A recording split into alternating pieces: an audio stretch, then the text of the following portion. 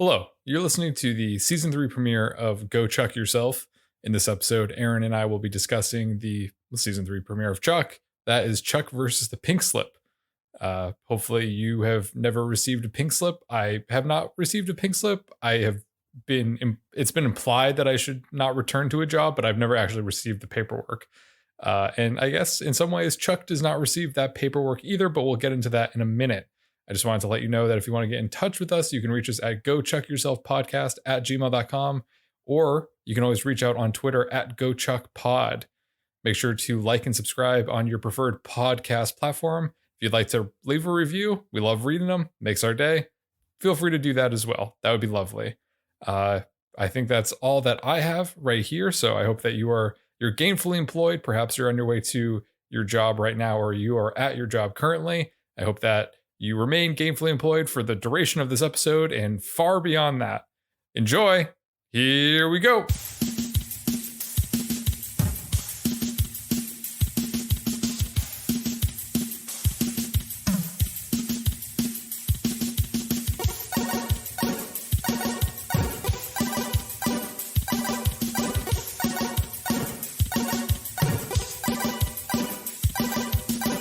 Third time's a charm. Here we are. It's Go Chuck Yourself, Season 3. My name is Chris Gillespie.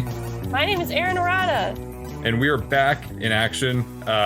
We are kicking off Season 3 of Chuck today with Chuck versus the Pink Slip. No pink slips here. Both of us are still here. They tried to fire us, but they can't. Who? Someone tried to fire you? They told me I was getting promoted. The executive producers said that I really needed to shape up my performance this season. Otherwise, I may not be around for Season 4. They said I was doing great. Just keep it up. And like, if I do keep it up, I might be able to be like the main host. I might be able to do the intros and outros. That's fine. I'll just have to step up my game, I suppose, for this season. Okay. So what are you going to do? I'm going to drive sales. Okay. I thought you were going to say you were going to record while driving. I'm going to record while driving. First, I'm going to acquire a car, and I'm going to read my notes while driving. Yeah, sounds good. That would be impressive. I think there's a little like element of danger because you might die, but you might not. I could horribly injure someone else, but then again, it really can't be any less dangerous than me eating an entire foot-long Subway sandwich on the air. That one didn't really stand to hurt other people. Maybe your girlfriend. It hurt me a decent amount. Subway, you make fine, delicious sandwiches, but not for little boys such as myself who are gluten and dairy intolerant. I didn't know you were gluten intolerant. Is that new? Surprise! Season 3. A big new reveal. For Season 3. I am minimizing my gluten intake. How fun. Yeah, but so Subway, great sandwiches. Not for me though, and that's okay. That's okay. That's I our look forward. Pledge to you, or our advice to you. Subway is good, but not for Chris. Not for me. I look forward to seeing Subway products in Chuck and eating them vicariously through the characters. Season 2 ended on a cliff note. A cliff note? A small book summarizing the... Yeah, that's what happened. In a sense, this show is kind of like Cliff Notes for Chuck when you think about it. Season 2, what I meant to say was ended on a cliffhanger. Chuck got the new Intersect downloaded into his head that involves more physical aspects. It's not just knowledge. Now he learns how to do kung fu and presumably other skills as well. Many other skills.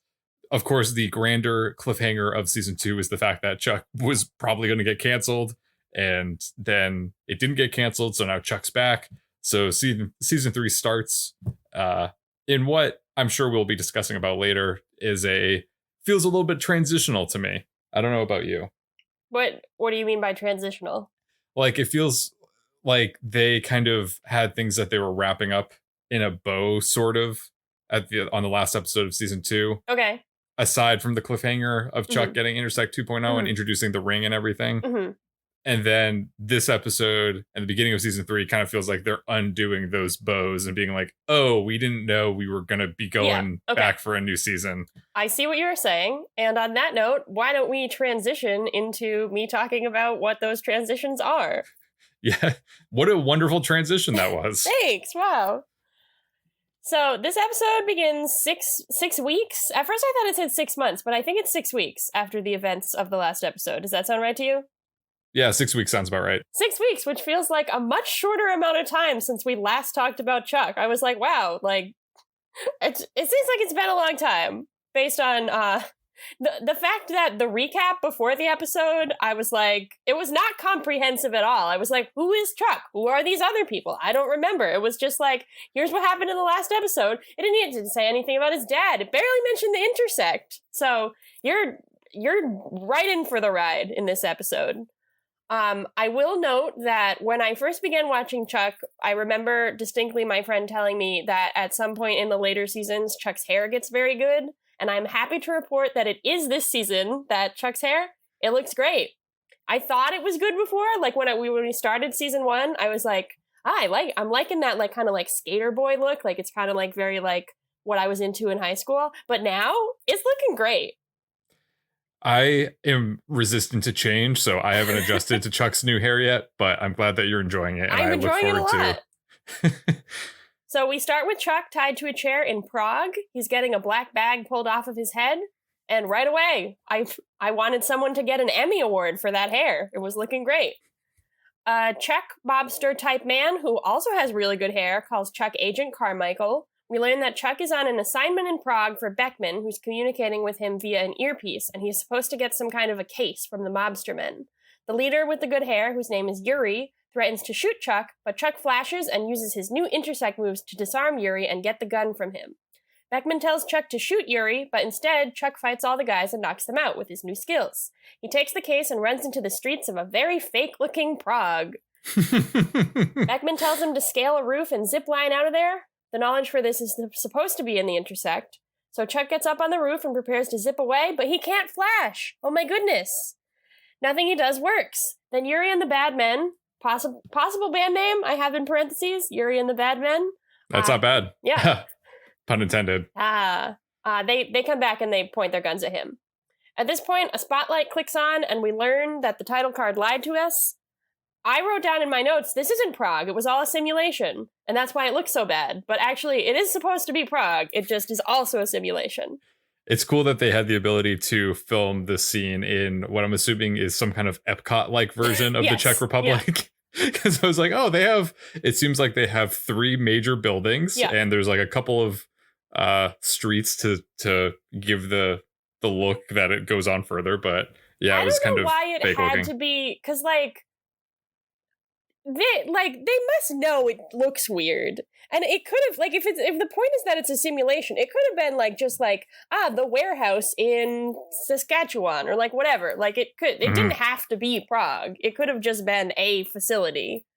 That's true. I think it's also, maybe if you didn't listen, maybe you're listening to the first time, maybe you haven't listened to the previous episode where we talked about Save Chuck and the renewal of season 3. The budget for season 3 is significantly cut from the budget that they had for season 1 and 2.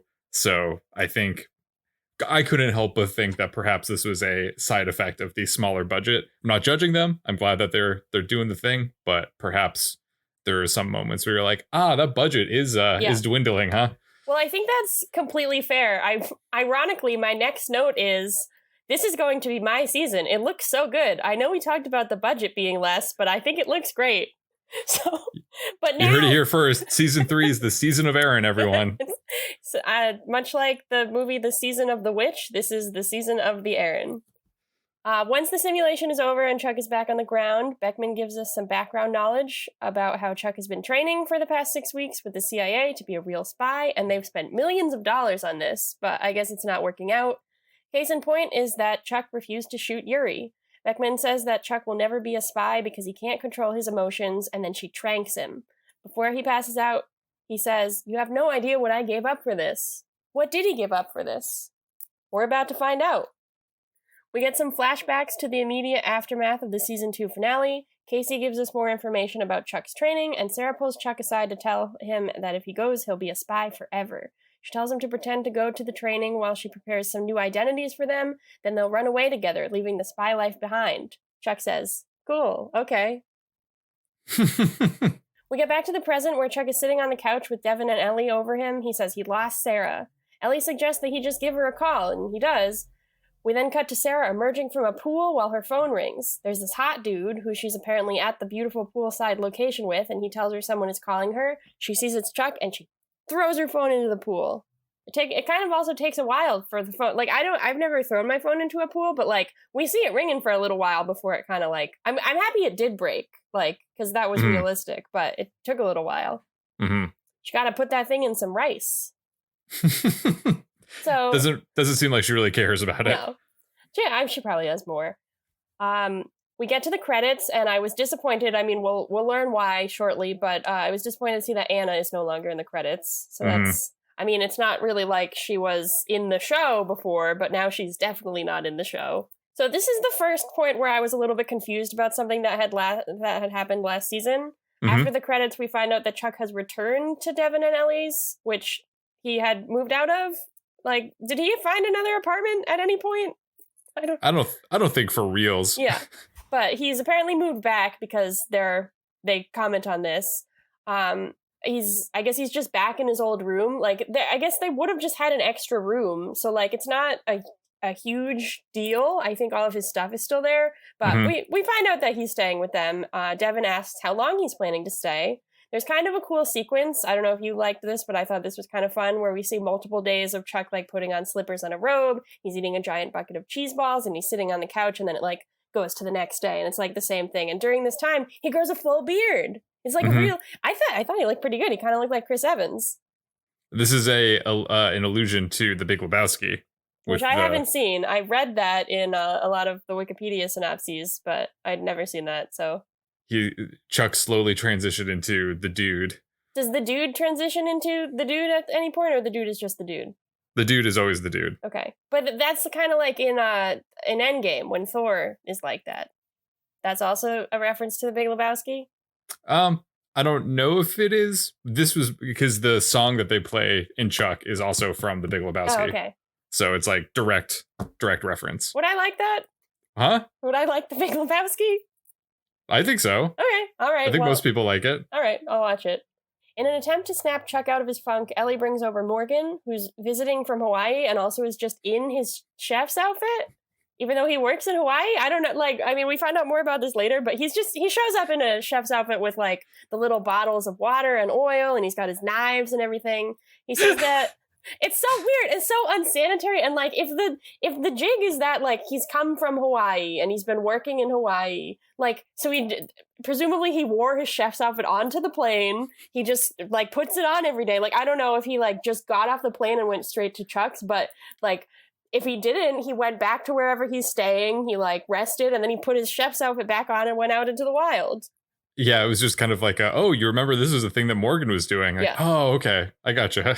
So he says that things are going well at Benihana, and Chuck says, we should get together sometime, before immediately going back to sleep. Ellie tells Chuck he has to snap out of it, then she leaves him with his cheese balls, because those are all he cares about. I related to that. I kind of want cheese balls now. Once everyone is gone, Chuck reaches for his big bucket of cheese, and he finds it empty. He sees the sticker on the bottom, which, I don't know if you clocked this at all, but it's a barcode with no numbers, and then it just says buy more, like, really big. I get the visual point of that, but that's not what barcodes look like. We got a barcode snob over here. Yeah, that's it.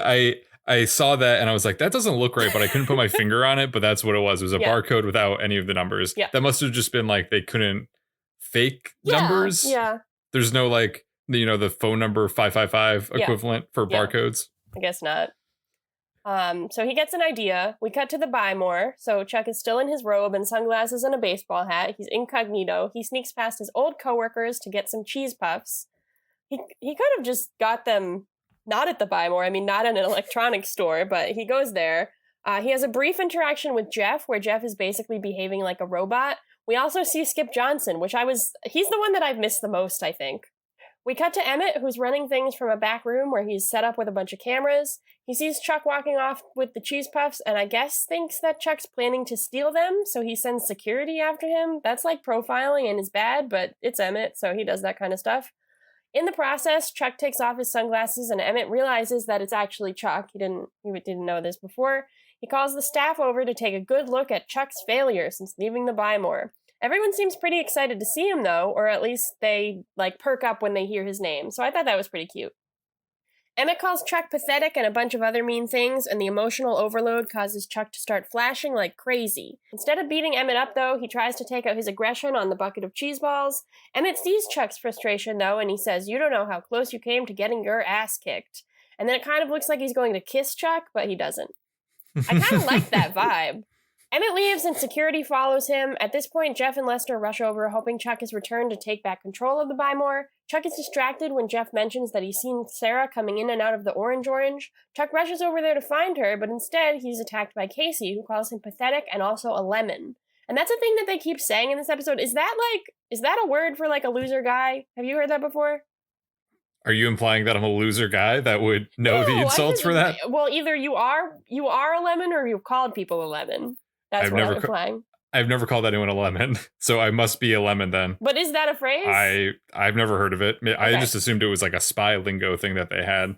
Okay, sure. I could pull up dictionary.com, but I'm not going to do it. Chuck asks I think this Casey, is a job for urbandictionary.com. Oh, you're right. Your favorite website. Chris spends a lot of time on urbandictionary.com. He's a gold star editor. I do not appreciate that. I mean, it's kind of a compliment because you're informed about the world and language. Lemon, another word for idiot or moron. Is this from Urban Dictionary? Yeah, lemon car, a really crappy car. I have heard of that one. Lemon, in the world of fandom, check out fan fiction. A lemon is a story which consists of sexually explicit themes and situations. Hell yeah. Anyhow. Okay, so Chuck is one of those things. He asks Casey if he's talked to Sarah, and Casey says no, but immediately after his phone rings and Chuck sees that Sarah's the one calling, Chuck asks to talk to her, but Casey won't give him the phone. He tells Sarah he'll see her that night. Chuck looks around and sees the name of a restaurant on a file and on Casey's computer, so I guess we know where he and Sarah will be going later. Chuck offers to come along on the mission to prove that he can still be a spy, even though he's been kicked out he's been pink-slipped. Casey says he heard Chuck was having trouble flashing. He asks what happened between Chuck and Sarah, and Chuck says, "Something I need to fix." Also, I want to say here, I thought that the train station thing was the season 3 finale, so I have no idea what happens in season 3. I thought we were building up to that, but that's the first episode, so who knows? Well, I'm glad that we're on the same page because I had to, also, new listeners to the program, you may not be aware because I don't know if I've mentioned it before, but I have all of the episodes of Chuck on DVD in the season box sets because I was unaware about, I didn't know that streaming was going to happen. So I had all the DVDs. And the other day I had to break the seal on my season 3 set. I have never rewatched any of season 3. So I have no idea what's going to happen.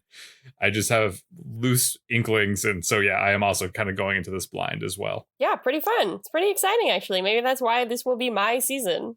Season 3, it's the season of Erin. Maybe I'm in this season.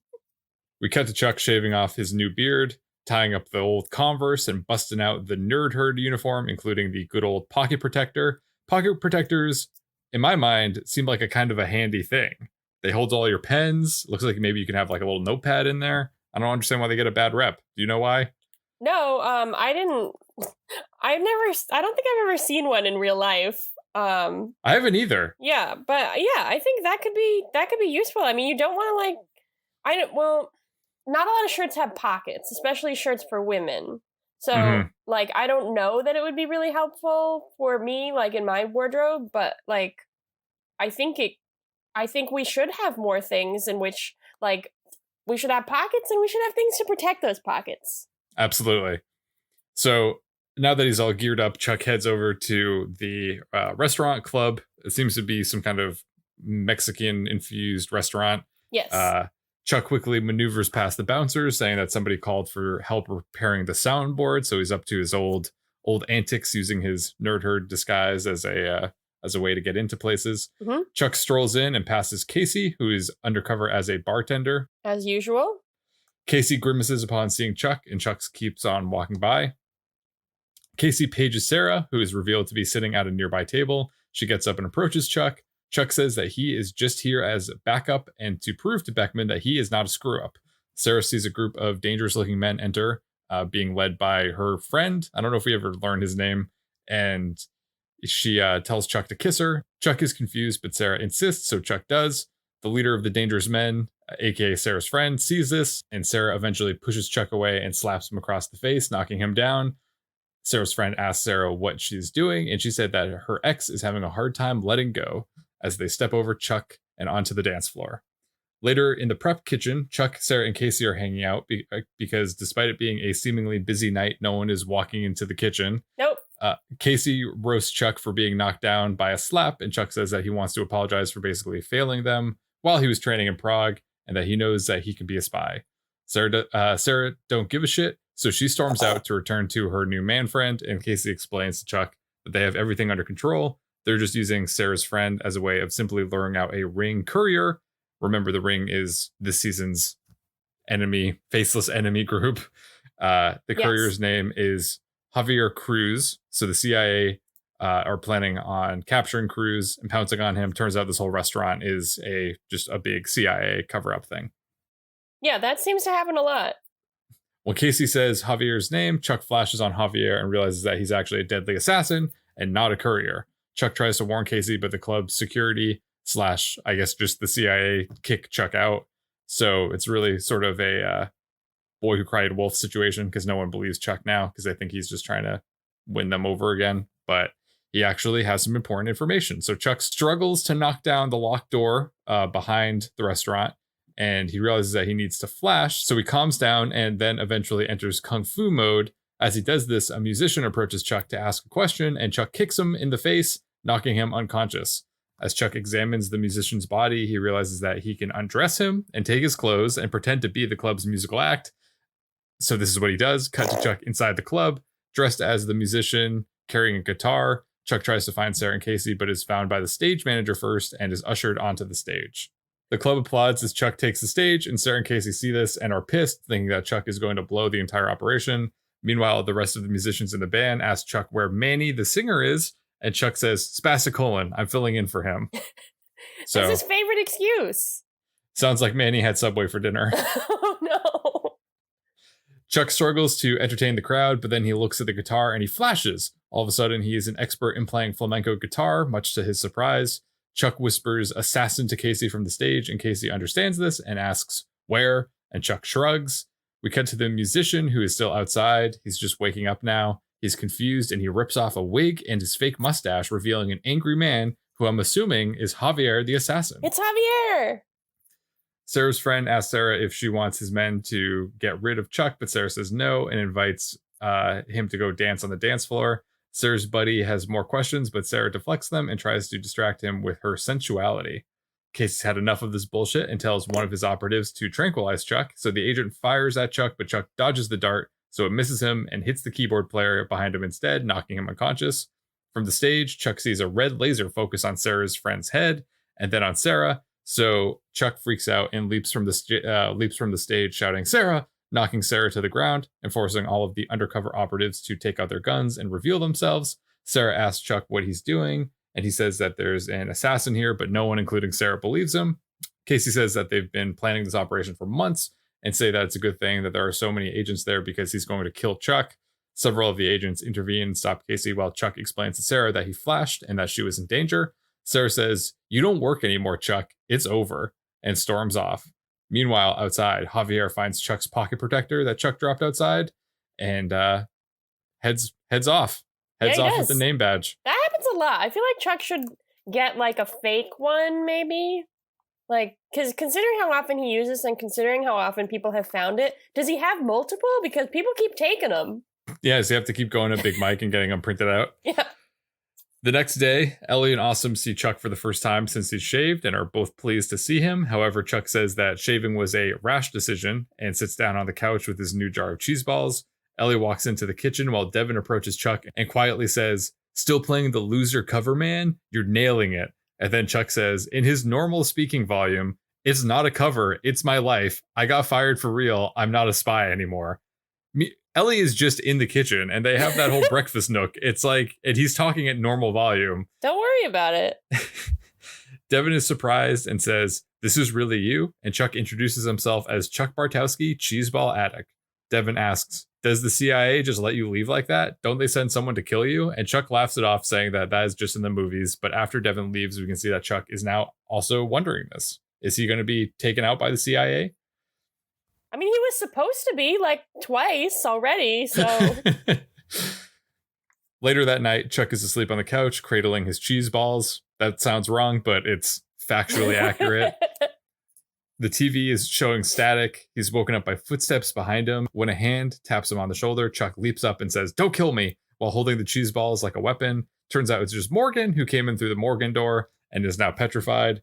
Morgan says that Ellie asked him to come check on Chuck, and Chuck says that he just wants to be left alone. Morgan then proceeds to say that he's known Chuck a long time, and Chuck might be an unmotivated underachiever, but he's not a loser.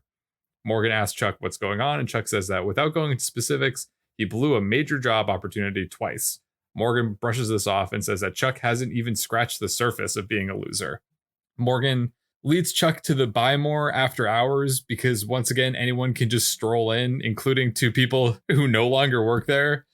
Even though it's under Emmett's control, apparently they can just still walk right in. Morgan explains that he was fired from Benihana because he couldn't flip the shrimp. I'm assuming that's because the shrimp is probably the easiest thing to flip, or that's just like the most basic Benihana function is flipping the shrimp. Well, I was thinking maybe he got, well, I'm not a Benihana expert, so maybe you have to be to understand this joke. I was just thinking like, oh, there was only one thing he couldn't do. That's pretty good. But it makes sense if it's the most basic thing, flipping the shrimp. But like, could he do the part where you like flip? Is it like flipping the shrimp into someone's mouth? Like, is that? Oh, that would be hard. Maybe that's what it is. Yeah, but that's hard. You also have to, the receiving end has to be agile and ready to catch it. Yeah, it has to want to. If somebody tried to throw a shrimp at me, I'd be like, gross, get that away. I think it's a real shame that we have not been to a hibachi grill in the course of our friendship. I think we should rectify that as soon as possible. Let's do it. When I visit New York, we're going. I think there's a Benihana in New York. There's got to be something somewhere, right? There's got to be something, yeah. That'd be fun. All right, so we record there live. Live from Benihana. That would be obnoxious. Everyone would be so upset. We're trying to record while people are throwing shrimp at us and spraying us with sake. We'll be like, so in this episode, Chuck, oh no! Sir, don't give it. Also, so this is more important. Not only was Morgan fired from Benihana, but Anna left him for another chef. Yep. So for this reason, we will not be seeing Anna ever again in the Buy More, except for one episode later this season where she makes her final appearance. Oh my God, does she? I didn't know that. Yeah. As they enter the home theater room, which is where Morgan has been crashing this whole time, we learn that Morgan has really moved all this stuff into the home theater room. He's been sleeping there. He's been cooking dinner in the ovens, I guess, and he's doing laundry. And no one has noticed this? And Emmett has cameras, but apparently, like, Emmett has a camera into the home theater room, but apparently did not notice any of the stuff. Just noticing it right now. Emmett, who's still in his still in the store, even though it's late, he's in his office, which is adorned with a large Buy Moria flag, is now just discovering that Morgan is living in his store. He says, "Grimes," and he then elaborates that he's not surprised that Morgan did not succeed in Asian business culture and makes a mental note to call the authorities the next day. So now at this point, I will be fulfilling a promise that I've made, which is to incorporate declassified scenes into the episode recaps in real time. No longer will we wait until after the season. So this is the first declassified scene that Erin did not see, but I saw on the DVD. Oh, okay. This is exciting. So Chuck, Morgan, and Jeff and Lester are now drinking and hanging out in the home theater room. When Emmett comes in and kicks them out, he tells Morgan that he needs to pack his stuff up and then talks about how he's going to get restraining orders on both Chuck and Morgan. He then proceeds to talk about his love of Wilson Phillips and the pepper spray that he's carrying on his belt. Morgan and Chuck agree to pack up and leave, and Emmett heads out satisfied. So that's like setting up what happens later, but I see why they cut that. That's not necessary. It's not necessary, but also, how did Jeff and Lester get there as well? That means that they cut out another scene of Jeff and Lester being at the Buy More. Yeah. I don't know. Because they're like hanging out. They're like crushing beers and just chilling. And then Emmett comes in. Anyhow, so that was cut for time. Sarah and Casey are in Castle during this, watching Chuck on their security feed. Sarah looks longingly at Chuck while Casey loads a minigun into a large case. Casey says that he doesn't know what went down between Chuck and Sarah, but he's seen men get their fingernails pulled off who are treated more humanely than how Sarah treated Chuck. Sarah says that she's just doing her job, and Casey says, "Job's over. It's time to put him out of his misery." In the Buy More parking lot, out back, kind of like in the receiving area, Emmett is finally leaving the store and gets into his car and puts Wilson Phillips on the radio when he notices a stranger roaming around. Emmett gets out of his car, and we see that the stranger is Javier from before, holding Chuck's pocket protector and the Nerd Herd badge. He asks Emmett where he can find Chuck, and Emmett says that Chuck is no longer an employee of the store. Emmett then starts to make fun of Chuck, but then starts to be a jerk to Javier, insulting his boots. Javier doesn't move, so Emmett starts to intimidate him by showing off his pepper spray on the belt. Emmett's really just going through this power trip thing. Eventually, Javier decides to walk away, and Emmett says a derogatory phrase under his breath towards Javier. Oh, he does. So Javier turns around and shoots Emmett with an actual gun. We are then shown Emmett falling into a pile of, I guess, recyclables or cardboard boxes or trash or whatever. And then we see a close-up shot of Emmett's blood-stained glasses with a bullet hole through them. That was okay. So it seems like Emmett is pretty solidly dead. So my notes here, I have 2 bullet points immediately following each other. It is, Tony Hale is really good. And then, holy shit, did Tony Hale just die? And that was pretty gruesome. Like, I was watching that scene, and I guess, like, there's probably a little, like, hint of memory to this as well. But I was like, I can't believe no one ever just shoots him. Like, no one ever gets just shot in this show. And then he did. I also have 2 bullet points. I was shook by this, and I did not see this coming. Yeah, no, like, because I was thinking, like, kind of like the train station thing, I was thinking, I don't remember Emmett being here for this long. And then, now I know why. Well, when this happened, I remembered, I was like, oh, okay. I recall Emmett leaving in a very kind of abrupt manner that I did not see coming. So it was a little bit familiar. Yeah, it was kind of strange. Inside the Buy More, anyhow, Chuck is helping Morgan carry his things out of the home theater room to go to apparently Ellie and Devin's apartment. But the two are walking slowly and reflecting upon their time at the Buy More, which has most certainly unequivocally come to an end. Yes, as they definitely. do this, Sarah appears in the entranceway of the store, and Morgan immediately leaves to give Chuck and Sarah some privacy. Sarah says that she wanted to give Chuck a proper goodbye, so they shake hands in what can only be described as a bad handshake. It is sterile and insincere, and we got a close-up shot of it.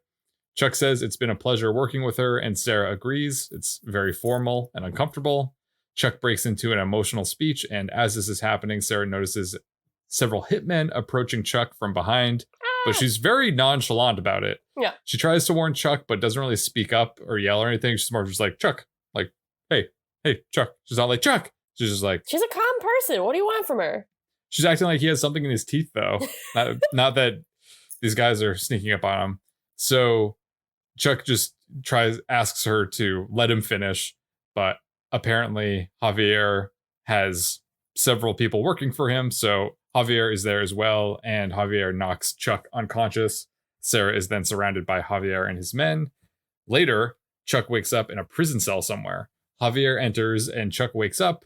Chuck apologizes for knocking Javier out at the club, and I guess he realizes that Javier was the musician, even though that's never really conveyed during the club scene. He just, if you strip someone while they're unconscious, I guess you never forget their bone structure.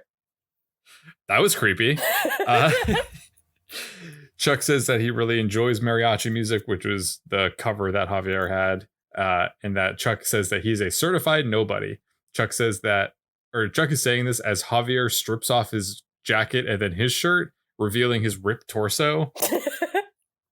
Very kind of confused about what's going to happen next, but this could go one of 2 ways. It could. Well, if you read my fan fiction, it will go one of those ways. It will be a lemon. So, yeah, Javier is very ripped and very hot. He takes off his shirt and he challenges Chuck to land another punch. Unfortunately, Chuck is not able to flash, so he just gets the shit kicked out of him. Javier says Chuck is going to tell him who he is, who he works for, and all about Sarah. Chuck passes out and flashes back to Sarah waiting for him at the train station in Prague, where they plan to run away together. Sarah gives Chuck a new passport and a train ticket. Chuck tries to interrupt her, but she kisses him. They kiss for a minute, and then she pulls back and says, "That's not the kiss I was expecting." I guess, I understand this. I guess it's kind of like a different kind of kiss. I don't know what kind of kiss it was. It was a kiss. They had a kiss, you know? But there was Chuck clearly wasn't feeling it. He wasn't passionate. He wasn't really kissing her back. She was just kissing him. What if he's nervous about running away together? Like, what if he has some thoughts? I don't know. I don't know what kind of kiss. Like, is there a kiss for every moment, Chris? So Chuck admits that he wants to stay and be a spy. Sarah says it's not as simple as helping people and doing something important. She says that the only thing that's actually real is them. The train whistle blows on a very real train that looks very real, and she asks Chuck if he's coming. Chuck hands her back the ticket. So I want to ask, I guess I'll bring us to a standstill again to ask, what do you think about this? Do you think Chuck is in the right? Do you need more information? Do you think, like, were you sad? Were you, like, intrigued? What were you feeling? I will touch upon this later in the episode. Mm-hmm. I think overall I was, in a word, confused. And I will elaborate on that more. Okay. Briefly. All right. I also have more to say about the scene later. So I will... Good. I'm looking forward to it. Yeah, that'll be great. See you then. A little preview.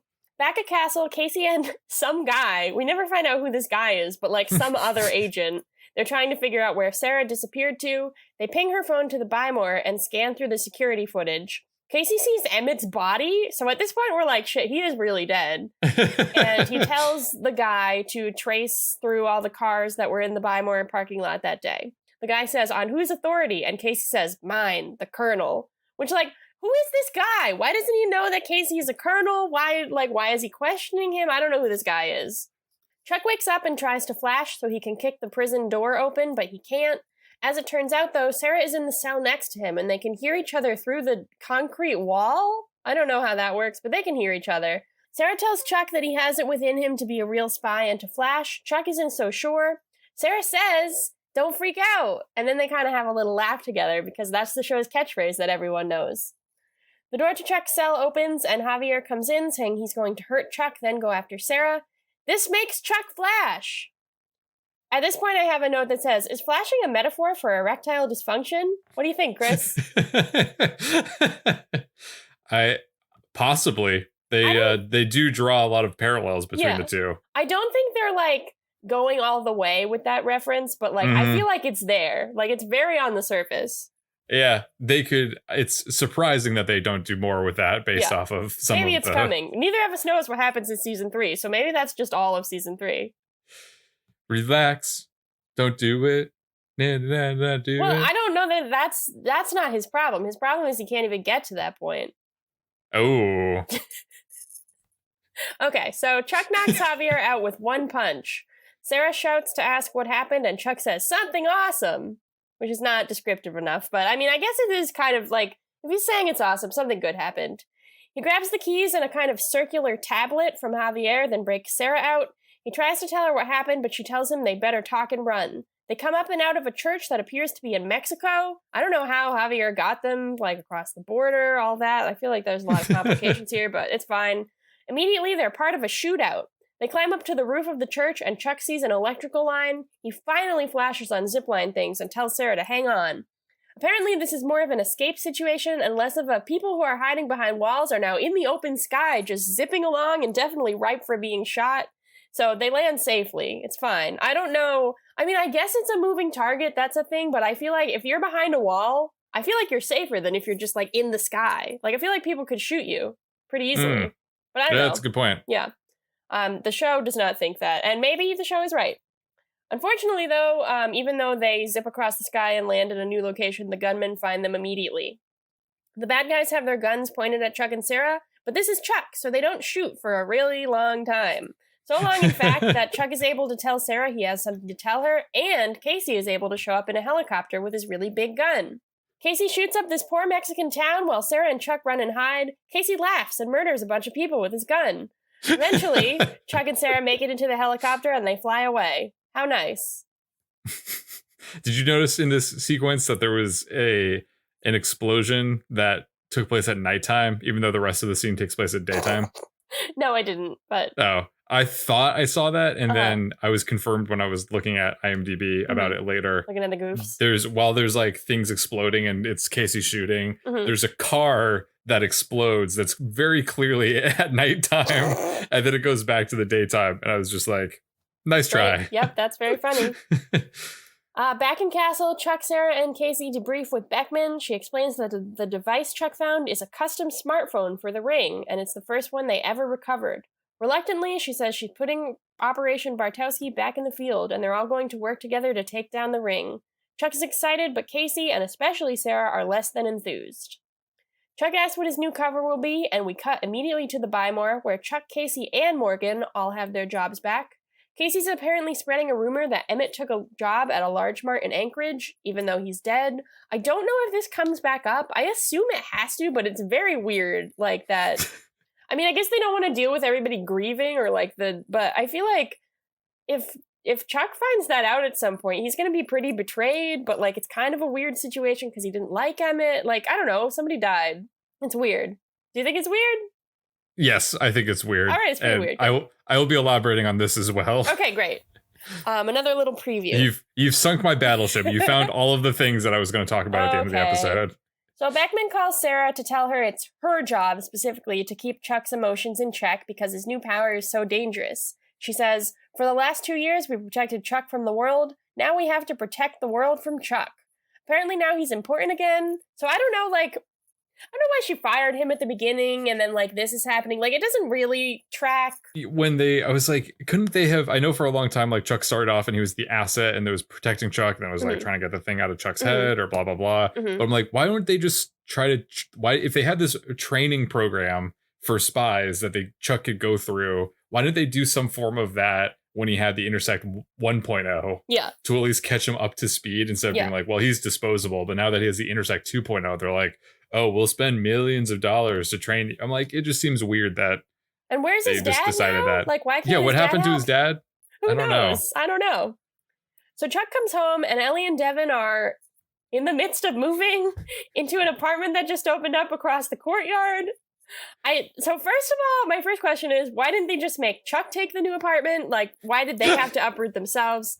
Well, I think it's probably bigger and better, I think. All right, sure. Second of all, they're like, Chuck, you can get a roommate.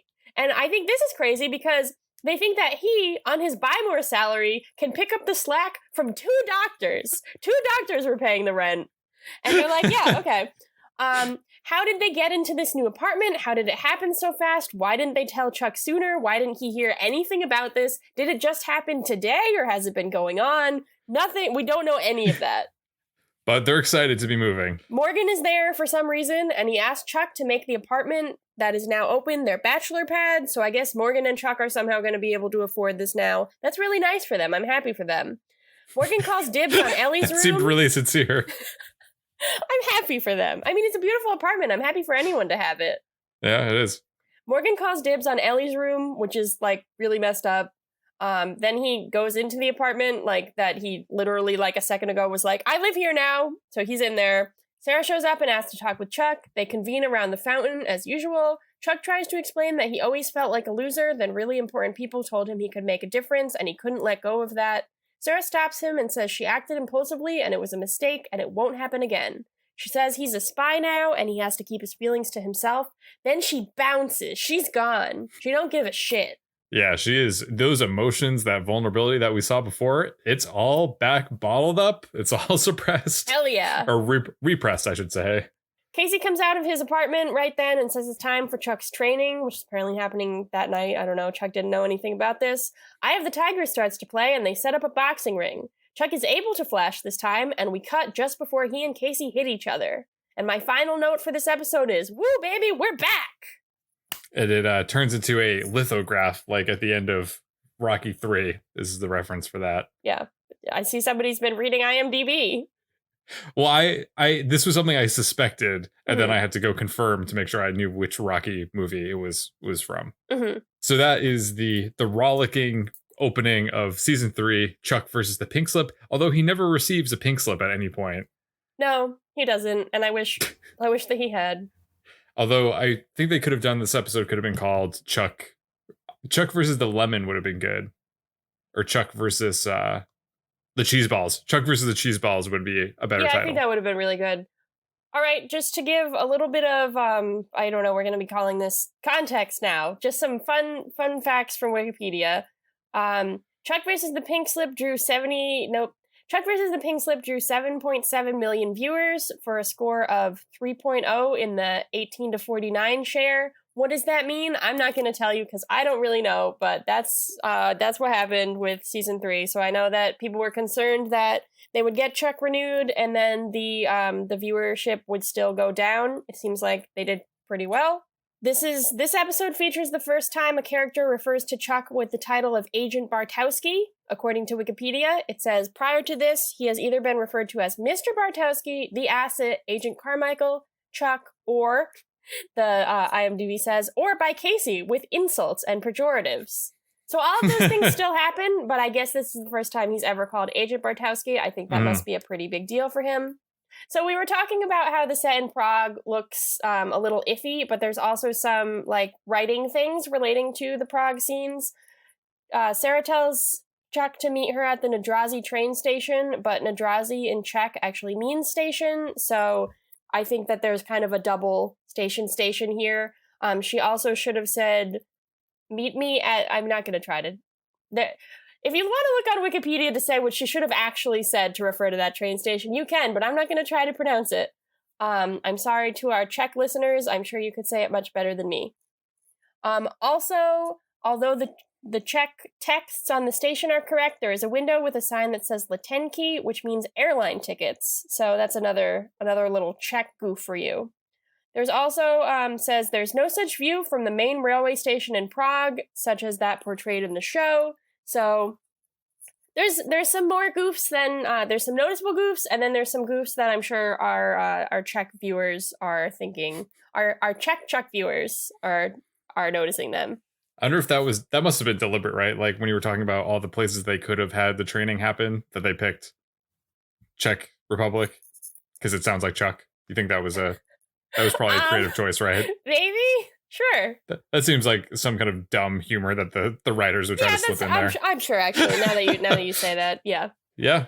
There you go. I bet they didn't know that they were going to be grilled so hard on the geography of Prague in this episode. Well, show Prague some respect. Damn it, Chuck. So here we are in season 3, and now we are ready for the first Chuck marry kill of this new season. Erin, what would you like to marry? So this is going to be another one of my Erin discusses Frightened Rabbit quarters. Yeah.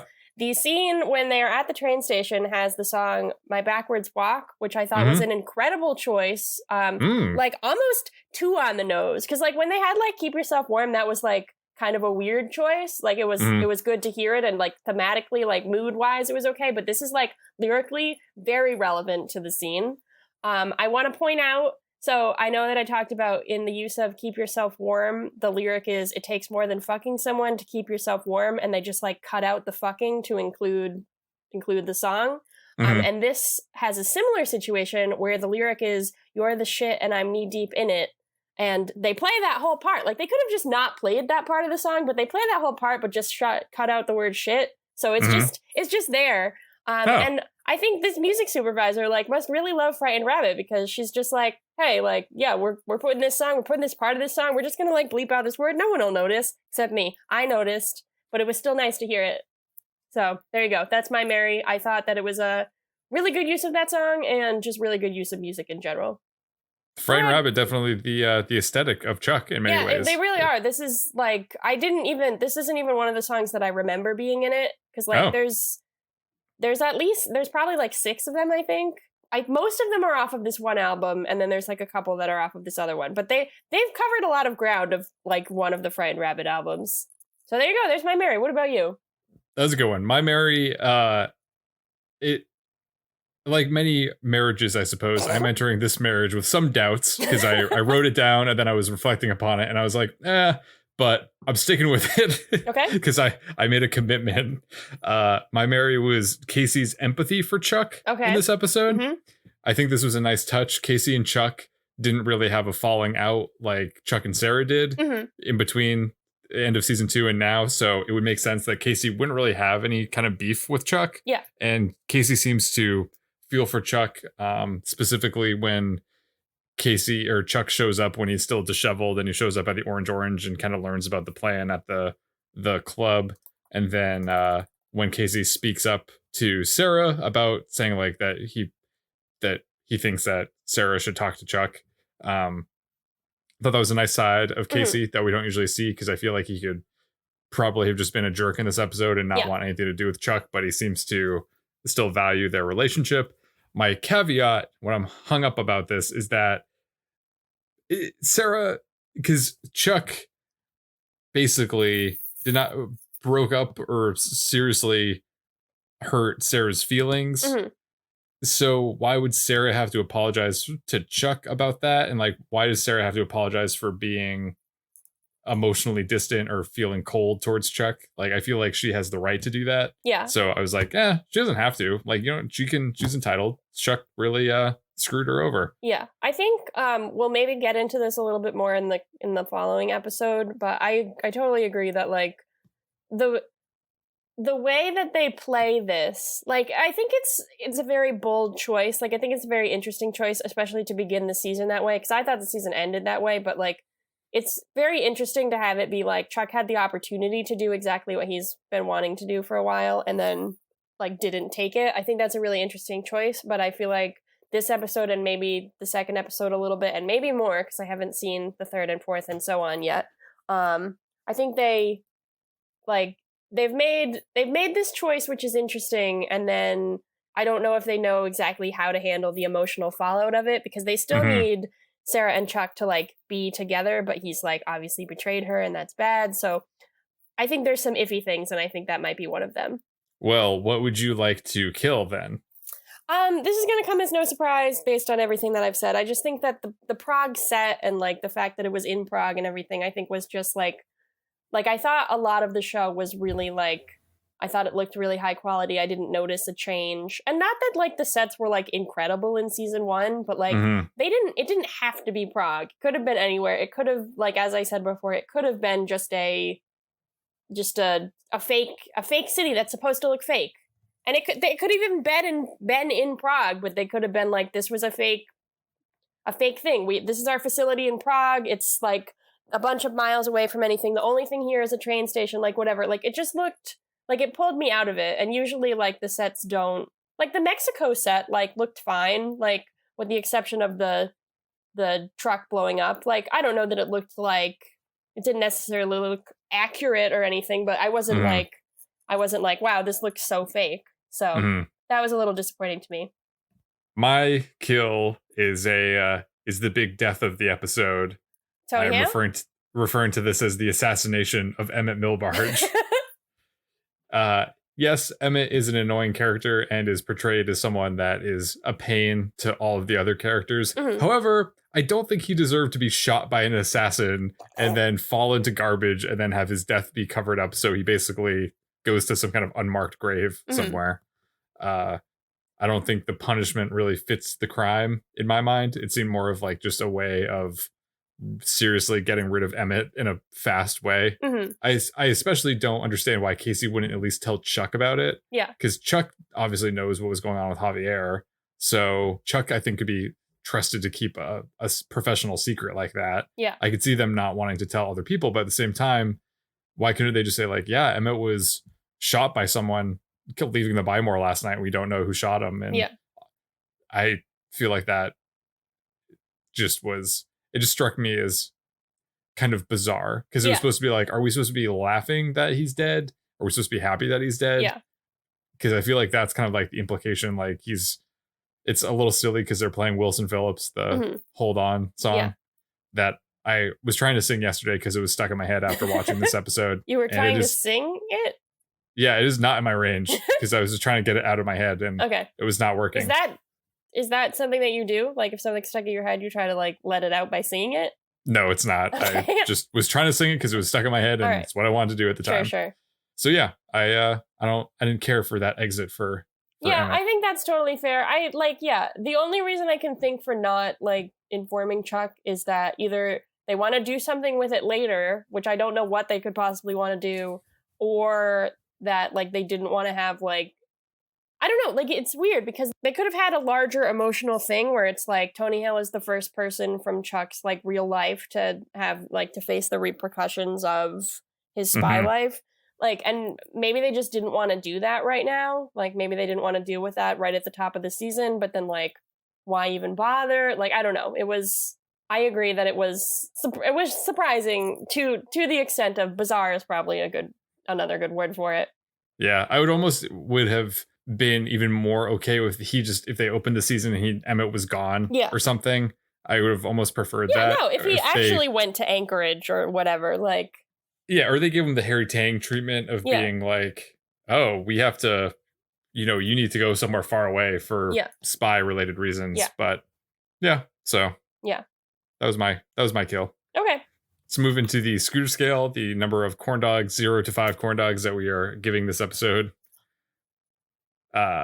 You want me to go first? Sure, if you want to. Oh, okay. So I'm going to give this episode 2.5 corn dogs.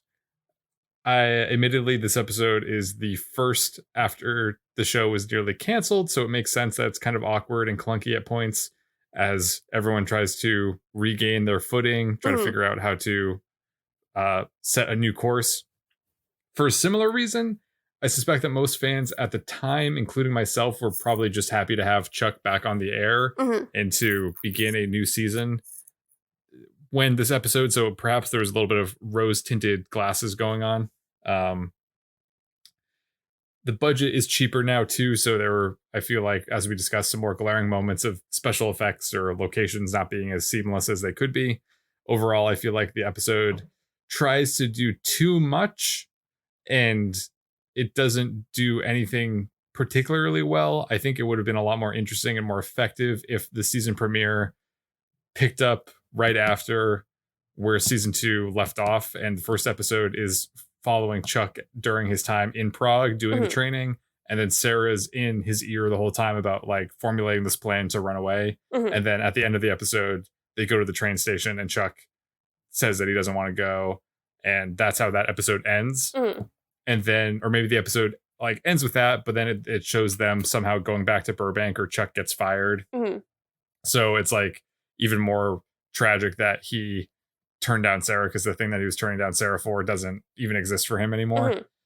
So I think that would have made more sense. And then you could also, if you wanted to have like a B plot or something during that episode, you could show Morgan and Anna breaking up, or you could show Ellie and Devin eyeing the apartment across the way. So when those things happen, they're not so out of the blue.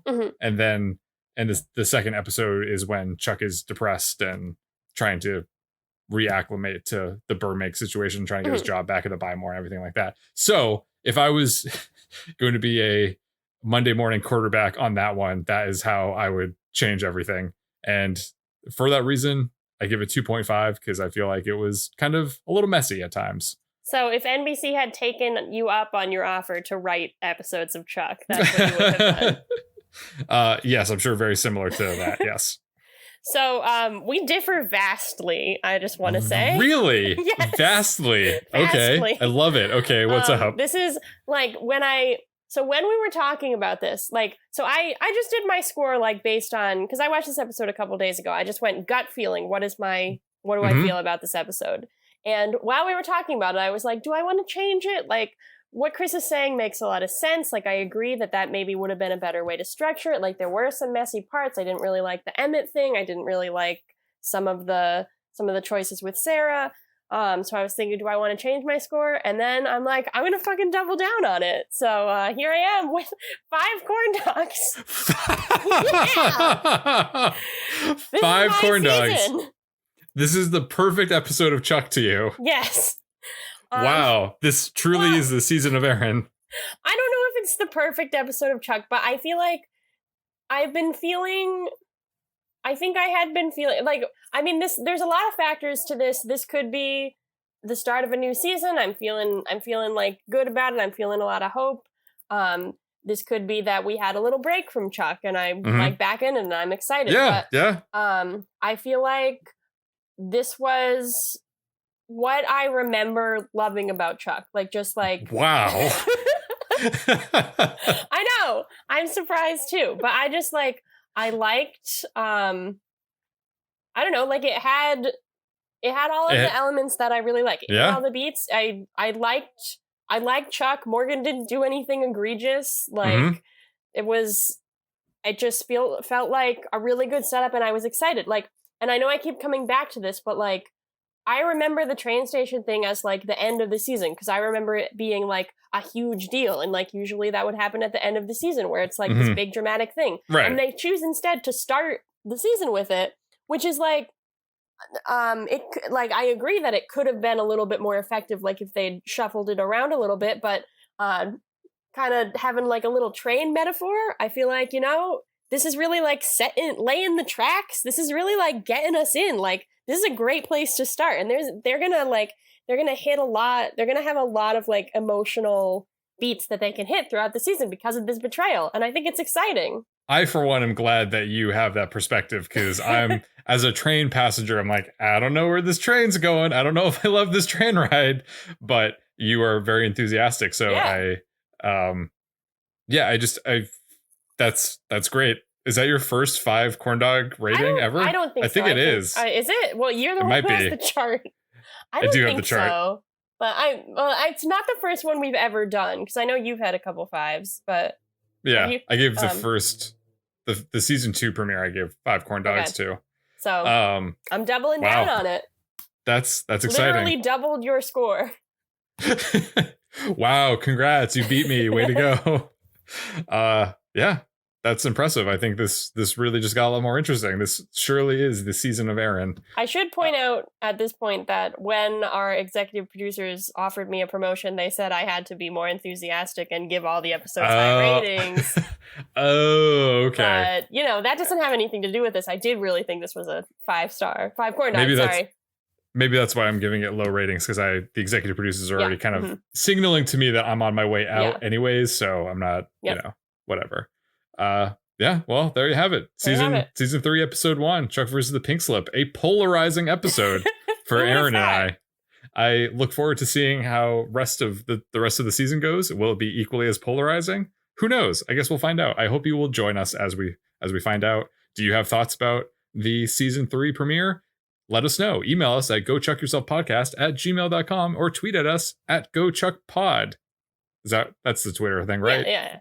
It only took us 3 seasons to memorize the handles for everything. Yeah. Well, no one follows us anyway. Follow us, and then we won't say that anymore. Follow us and ask us, or tell us if you have thoughts. Yeah. How do we end this thing? Let's board that train.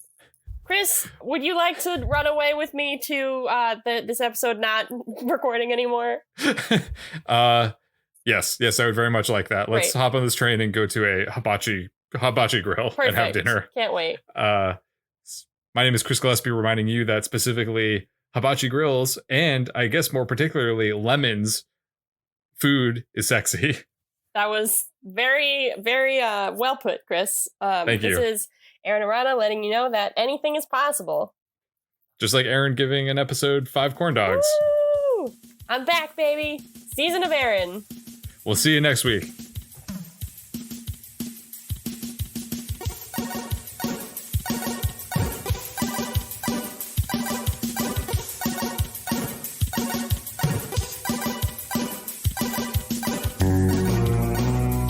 Thanks for listening. As always, a big thanks to the artist Hadakoa and the fine folks at freemusicarchive.org for providing us with our theme song, Warm Up. If you want to drop us a line, you can reach us at gochuckyourselfpodcast@gmail.com. And if you'd like to tweet at us, it's at gochuckpod.